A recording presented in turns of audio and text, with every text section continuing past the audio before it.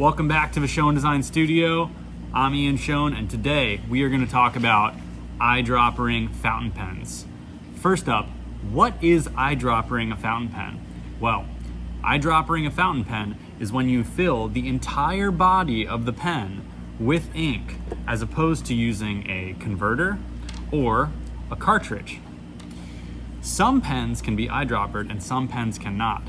For instance, pens made of wood or metal are not going to react well with the ink, so you shouldn't eyedropper them. You should also check with your manufacturer's specification for the pen to see if the specific material that your pen is made of is compatible with this special, unique way to hold ink in a fountain pen. Today we're going to talk a little bit about the Ultem and the Engineered Resin fountain pens that are going to be coming from Schon Design, my company, and how you can eyedropper those pens. Quick note before we dive in, why would you eyedropper a pen when you have a perfectly good converter or a perfectly good cartridge? Well, some folks like the extended ink capacity. For instance, this pen can fit up to 4 milliliters of ink. That's a massive amount of ink. Why you would need that much ink? You know, some people just need that much ink. There's not a really good answer there. It's if you want that much ink, and some people think it's really cool to eyedropper pens and they love the look of it, so they love this, and great. I enjoy it. I keep a couple eyedroppered pens at my desk. I don't have to refill them. It's really fantastic, but you're really committed to that color and style of ink until the pen itself runs out or you want to empty the pen and clean it. Why would you not eyedropper a fountain pen? Well, we talked about the material and it not potentially being compatible with eyedroppering. For instance, metal could rust and the wood could get damaged, or if it's a specific type of plastic, it could get damaged from the ink. It's also really messy. Eyedroppering is intrinsically messy, always, even when the pen is designed for eyedroppering, and we'll get into that a little bit later. And the last reason people don't like to eyedropper is because it's a bit of a fuss if your pen is not designed for eyedropper to take a bunch of silicone grease and start to grease the threads of the nib housing, grease the section, to make sure that there's no air or ink flowing in and out of where it shouldn't be in the fountain pen. You really only want the ink to be flowing into the feed and out the front of your pen. So there's a lot of prep work with some pens to be able to eyedropper them. I know some folks on Reddit and on the internet and on forums talk about how they've eyedroppered specific pens from other brands. So feel free to do your own research and figure out if eyedroppering is right for you and the pen you have it in mind. You have eyedroppering in mind for. All right. So the Schon Design Ultem fountain pens in Black Ultem and Natural Ultem, as well as some of the future engineered resin pens that are going to be coming out from Schon Design, are designed to be eyedropper friendly. And they're also designed to use a cartridge or a converter.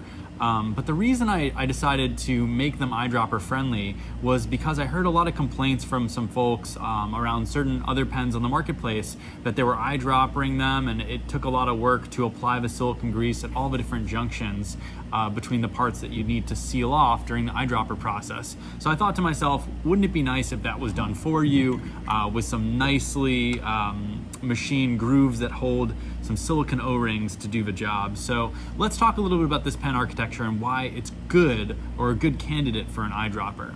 First up, let's talk about the section. This is where most of the magic is happening for the eyedroppering of the Ultem Schon Design fountain pen. We have 2 O-ring seals, which you can see through the grip of the fountain pen, and those seal off the housing of the nib unit to the section of the fountain pen. And then there's a third seal on the back of the section here, which is a sliding seal that seals off the body of the pen to the section. So essentially we have a sealed container because of the design of these O-rings. These have a light amount of silicone grease on them when they come from our factory here, just because it reduces friction. So if you ever clean your pen, side note, definitely put a little O-ring, some silicone grease on there. It keeps things moving freely, which is nice. You don't need grease to operate this as an eyedropper because these seals are very robust. So essentially this is an entirely sealed chamber, and the only way air can get in and out is through the feed and the nib unit. Another reason that this pen is fantastic for eyedropper is because the Ultem, the polyether imide resin that is used to manufacture this Ultem pen, is isopropyl alcohol friendly, which is uncommon for a lot of plastic or turned fountain pens. Shouldn't put isopropyl alcohol on your fountain pens unless the manufacturer says it's okay. In this case, it's completely fine to submerge this pen in isopropyl alcohol during the cleaning process, because this pen is stain resistant and it's isopropyl alcohol resistant, which again makes it a good candidate for this eyedropper process, because often the downside of eyedropping your pen is you could stain it with a specific ink, and that is a bummer. That could be a bummer. So before we go ahead and eyedropper one of these pens here together, let's talk about why eyedroppering pens is intrinsically messy. Well, when you eyedropper a pen, you use a bulb syringe to put it in the ink and fill up the body of the pen. That can be, that's a little bit precarious at times, so you can make a little bit of a mess there. But the bigger reason is because these pens tend to burp. Burping is when air is pushed out through the feed and causes a little splatter of ink inside the cap of your fountain pen. Much like this pen here has got a little bit of a splatter of ink inside the cap, it's very common to see this on eyedroppered pens. You might be asking yourself, well, if it's such a good pen for eyedroppering, why would you see burping? Well, the burping occurs because air is expanding inside of the pen's body and forcing the ink that is inside of the feed and the nib assembly out through the front of the pen.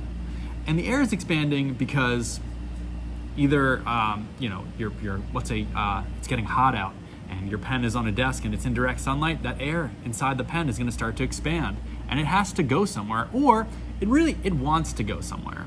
And because the way the feed works in a fountain pen is it has to let air in to let ink out, which we'll demonstrate in a minute. There is plenty of space for air to get pushed out from your fountain pen body through the feed. And in order for the feed to function, it's got to have that relationship between letting air in and ink out. So it's not a perfect system. So if you have, let's say you have a fountain pen where it's mostly ink and you've eyedroppered it in the body, there's a smaller air volume inside that body, which means that's a smaller volume of air that could expand and push ink out from the front of the feed. However, let's say you're halfway through your eyedroppering and it's 50% ink and 50% air. That's one of those times where you'd see the effects of a larger volume of air expanding inside the fountain pen. You might see a little bit more of that burping and splattering inside the cap. The good news is that burping and splattering is not going to stain your Ultem pen, because like I said before, you can take some isopropyl alcohol and a Q-tip, get in there, no problem. But for some folks, it's not great. They'd prefer having a smaller volume within the cartridge, within the converter of their pen, and that's a smaller air volume that could be in there to displace the ink, and you're gonna have less of those issues. But if you're willing to take your pen and put it in a beautiful desk stand and keep it nib upright, the odds of you having these burping issues are lower, and the odds of you having a total flood washout where all the ink pools into the cap of your pen are much lower, because the feed and all those openings for the air to come in and the ink to go out are facing upwards, and the air is right below it. You can imagine that if this air expands, it's only going to push the amount of ink that you have in the feed right now out through the front of the cap, which might get absorbed by the fins in the fountain pen nib, which is what they are designed for, absorbing the excess capacity of ink as it flows out through the feed. So you might get lucky and things are going to stay relatively clean, like this eyedropper pen that's been on my desk for a couple weeks while I've been working through this blue ink here. No splatters inside the cap. This other one, not so lucky, a couple little splatters. If you have your fountain pen tipped down, you've got the air at the back of the pen. And as this air expands in the back of the pen, it's going to push the ink directly through the feed. And that ink might actually travel out the air ingress path. The path that the air is supposed to travel into the pen can be overcome by the pressure inside of the fountain pen and start pushing massive amounts of ink through the feed. And this is when you can start to reach that critical capacity where a big droplet forms in between your feed and your nib, and if that starts to flow out, it's just gonna rush out, and it can create almost like a siphoning effect that would totally dump your ink cartridge, totally dump your ink capacity into the cap of the pen, and it can be a bit of a problem. And once that happens to you once, it's crushing. You don't want to, it's a mess. Thankfully, with the natural Ultem, you can see it. you can manage it. With the Black Ultem, might be a little bit of a surprise. So when I eyedropper my fountain pens, I like to keep them at my desk and I like to keep them nib up. This will ensure you'll have less issues with your eyedropper pen. Okay, let's get into why, a little bit about the why feeds have to have an air ingress path. Don't we only want feeds to be pushing ink out of the pen? Let's talk about this for a second. I've done this demo once before on my How Fountain Pens Work YouTube video, but I wanted to share it again because it's very relevant to the eyedroppering of fountain pens. So here we've got a bulb syringe, and it's a simple syringe, and we've got a bit of inky water inside of here. If you notice, the ink is not flowing out of the front of the syringe. In fact, it's not really doing anything. It's just kind of hanging out here. You have to squeeze the syringe and make a little bit of a suction to fill the syringe. This is an example of how a lot of us think about fountain pens. We imagine the ink's in here and it comes out when we write, and it's a sealed system. So no air is going back into the cartridge. How would air go back into the cartridge?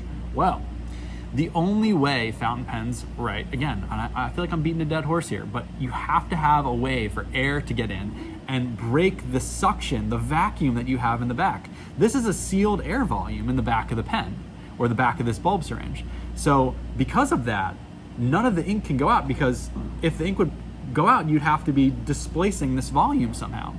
So much like the feed, I'm gonna go ahead and take this pin and I'm gonna poke a hole in this syringe, and it's gonna allow air to come in. It's gonna break the vacuum, and the ink should, right? So I've got the pin in there, right? It's still a sealed system. The pin is still in there. The feed's function, by the way, is to be a perfect pin that regulates the flow of air in and out. So if I just tweak this just slightly, it could be a light droplet. There's your fountain pen, a light droplet like that. And if I pull it out and there's too much air, it'll flood out. So the feed's design is to regulate the air ingress into the fountain pen from that droplet to that big gush, right?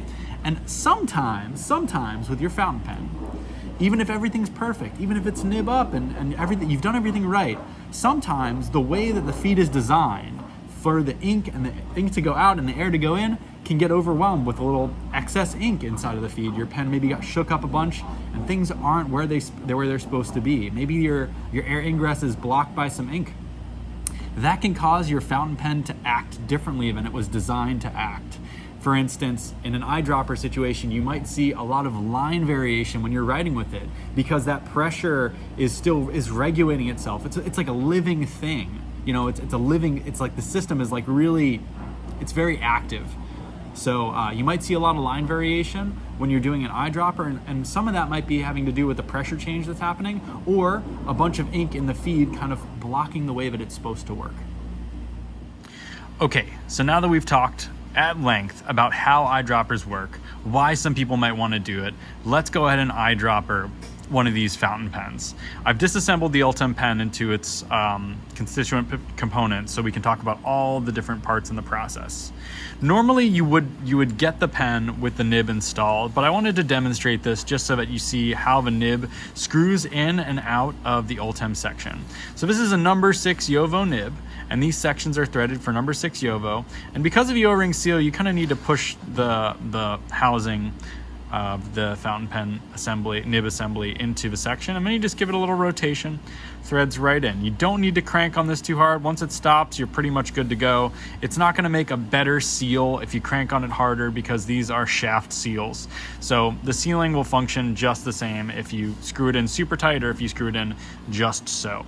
So this is ready to go. There's a little O-ring grease inside, some silicone grease on top of these O-rings already. If you've just cleaned the pen, go ahead and just put a little bit on there. It helps keep things nice and lubricated, but if you don't have any, just go for it. Eyedropper the pen, don't stress, it'll be all right. So we got our section and our nib installed. We're happy with that. We check our nib, make sure we didn't tweak it when we were screwing it in there. Looks pretty happy, looks aligned with the nib, or with the feed looks aligned with the nib. And I'm good with that. So let's go ahead and grab our housing, our body, or sorry, oh my gosh, our body here. And I'm gonna put this in a test tube holder just to make it a little bit easier for me. If you have a pen stand, it'll make your life easier to keep this upright while you're doing the eyedroppering. I've got some spicy chipotle Sailor limited edition Tinterias ink that I'm gonna go ahead and ink with. I got the set with homemade tortilla and spicy chipotle. I think the chipotle color is gonna go well with the Ultem, so that's what we're gonna do today. So I'm gonna go ahead and fill it up a couple syringes at a time. The way I like to do this is I don't like to get ink in my threads, so I'm kind of cautious to, oh, I already did a bad job. Kind of cautious to try and get the ink just where I want it. As you can see, I got a little ink above the threads here. That's okay. We're gonna get a Q-tip and we're gonna go ahead and fix that in a second. So I'm gonna go ahead and fill this thing pretty much. I'm gonna go ahead and fill this up to just below the threads. That's a good amount of ink. I'm happy with that. All right, before we move any further, I'm gonna go ahead and grab a Q-tip and deal with that. So I've got these wood Q-tips in the shop that are really fantastic for applying O-ring grease, cleaning fountain pens, and situations like this where you get just a little bit of ink that you need to suck up right around that. Just go ahead and clean that up. Let's see, let's have a look at that. That looks pretty good now. It looks nice and clean. We'll get that last droplet there, because that's where the O-ring seal is going to be, and I don't need any ink there. So that's nice and clean. Really a lot of ink capacity in here. Really nice. So we're pretty much ready to move on to the next step. This next step takes a little bit of care not to make a mess. This is a cleaned nib, so there's no ink inside the feed. So that's a best case scenario. If there was a little ink inside this feed here, when you screw this in, you're going to be pressurizing the volume between the nib housing and the body. It's like a bicycle pump, you know, it's a sealed system. So as you screw this in and that O-ring, that rubber O-ring hits the body there, it's gonna start to pressurize the chamber and force any ink that's in this feed out of the front of the pen, because this is truly a pumping action. This works in your favor later. I'll show you how it works in our favor. So let's go ahead and screw that in. Yep, that's nice and tight. I don't need to crank on this too hard. The O-ring is doing the bulk of the work. Just make sure it's snug, okay? Fantastic. You are ready to write with your eyedroppered fountain pen. It's that easy. There's not too much to it. But let's go ahead and check this out, make sure our feed is happy. And then if our feed starts to flood out and push ink out the front of the pen, I'm gonna show you how to regulate that. I don't like to shake my fountain pens to get them going, especially in this situation, because the health of the feed is really important for your eyedropper to function correctly. So I'm gonna go ahead and just be patient and keep this nib down and let the capillary action do its work and pull the ink through the feed the way it was designed to. And in the interim, I'm gonna just, think about the rest of my day. Think about how nice my mountain bike ride was this weekend in the woods. Think about homemade pizza and other fine things. All right, I'm not gonna shake it. I really wanna shake it. I'm not gonna, because I know this is gonna do its thing the way it's supposed to if I wait. Just keep that nib down. Oh, I already see a little bit of ink flowing into the slit of the fountain pen. I'm gonna change this to 1X, just so we can get up close there. I see a little ink, you see that right there? In between that little, you can see some air and some ink flowing, so you can kind of track your progress that way. And because of capillary action and the size of that slit, come on, focus, my friend. Oop, there it goes, there's the ink. See it travel towards the front of the tip of the pen? We are really close now. There it is, there it is. All right, so this should be ready to write at this point. Just like that. That is a beautiful color. Nice work to Eric and Jeffrey on this limited edition ink. Absolutely stoked on it.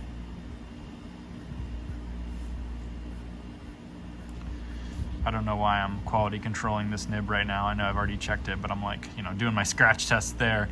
So if you go ahead and look at the fins of the feed right now, we're in a good spot. I don't see a lot of ink pooling. All these fins are empty. That's a great sign. As you write with your fountain pen, and let's say, you know, there's an air condition on right now. We don't have any machines running today because we're kind of just doing an office day where we take care of assembly and shipments and prepping for tomorrow's Pocket 6 launch. The room is not that hot. If the machines were running and the room would start to warm up and the sun was shining on my desk, that ink capacity, that air in the back of this pen would start to expand, and like I said before, it would start to fill these fins.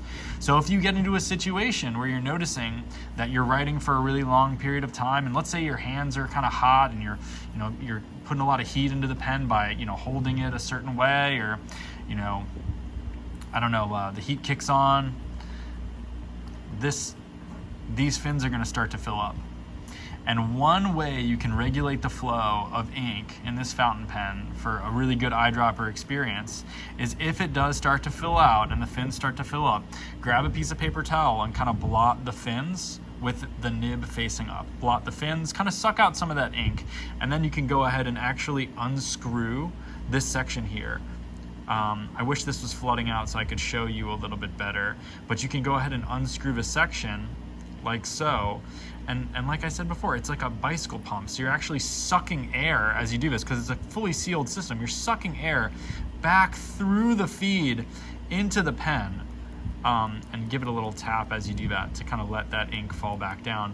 And as you do that, that's going to push, you're pushing and pulling air and ink throughout the pen. So if your fins are full, you can actually suck that ink back into the pen by unscrewing this section a bit. I wouldn't screw it past the O-ring. You see that that red O-ring is getting really close to the edge. I think we're good there.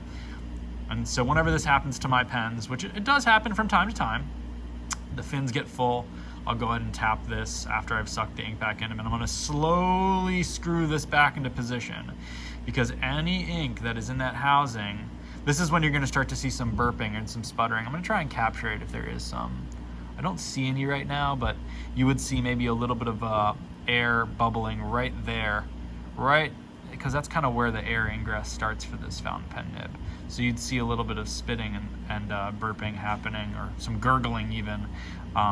Sometimes you see it in the back of the pen. You can see the ink kind of move around as you do this because the pressure is changing. You can see that the ink in the threads is being pushed backwards. You see that back into the pen because we're pressurizing that zone now. So all that ink that was in the threads just got pushed out. Pretty cool, which means that the O-rings are doing their job.